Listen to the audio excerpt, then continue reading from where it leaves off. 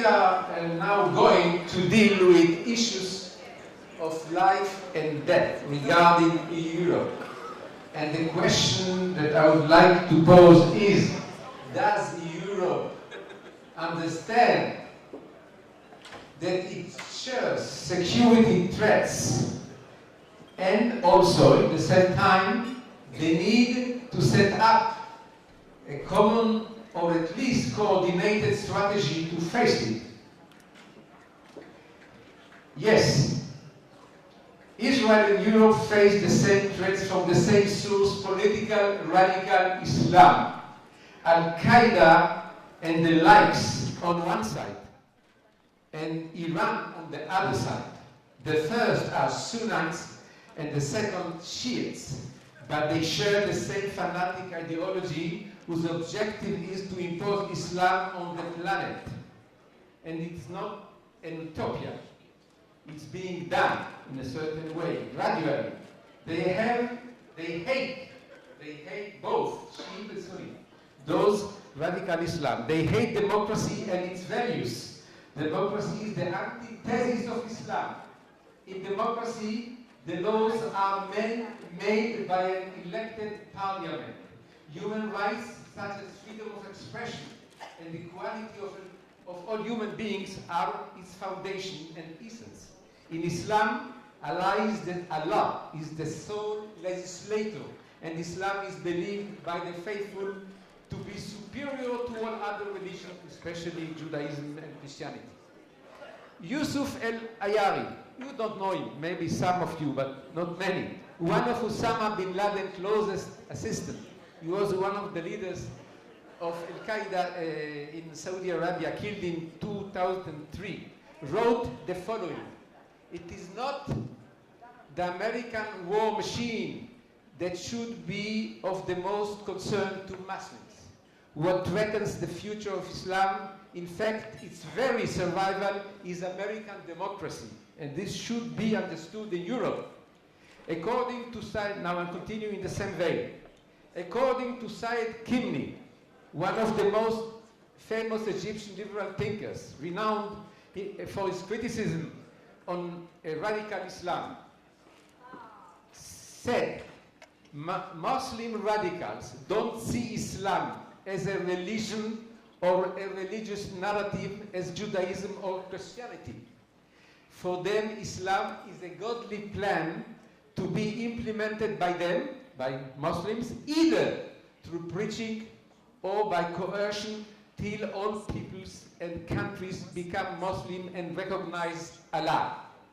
Israel shares the same democratic values as Europe, and that's why both Israel and Europe are considered common enemy of radical Islam.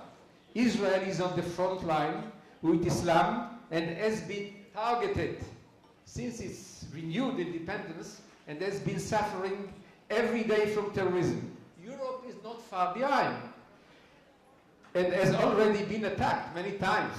Madrid, London, Stockholm, etc. And its security services keep uncovering Islamic networks ceaselessly, almost every day.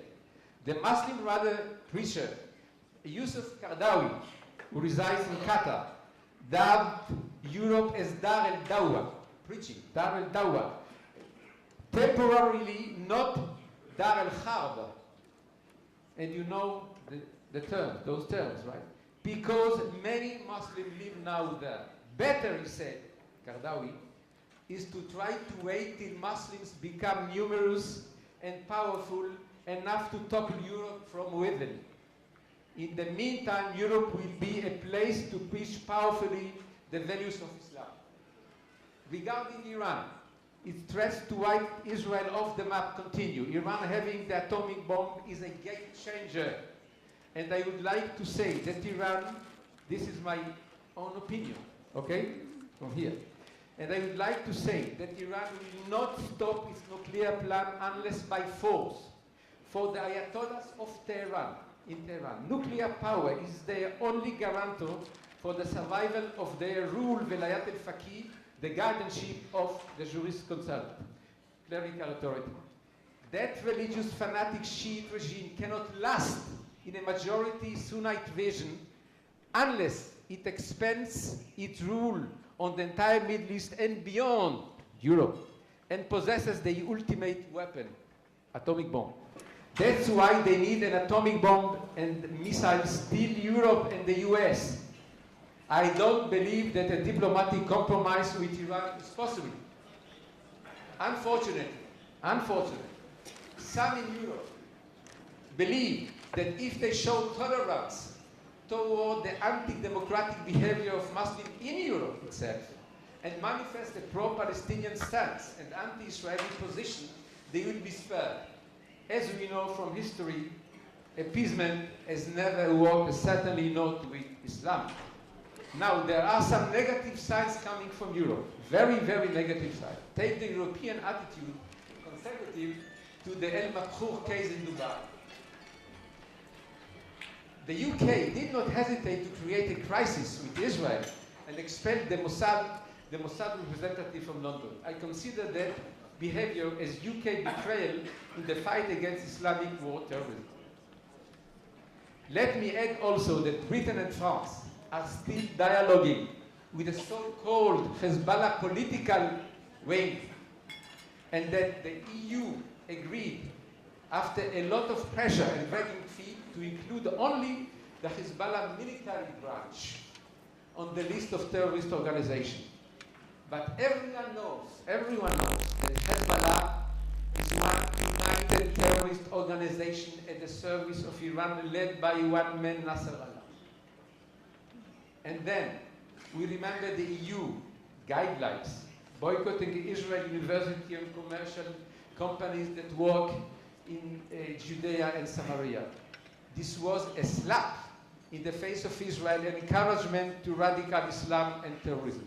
I know there was some solution found, a kind of distorted way to present things, but this is the real story. It was encouragement to radical Islam. I will also remind you that in 2011, when NATO decided to set up an anti-missile defense system in Europe, Leon Panetta, the then American Minister of Defense, said that Israel would not get access to intelligence from that missile defense. Can you imagine?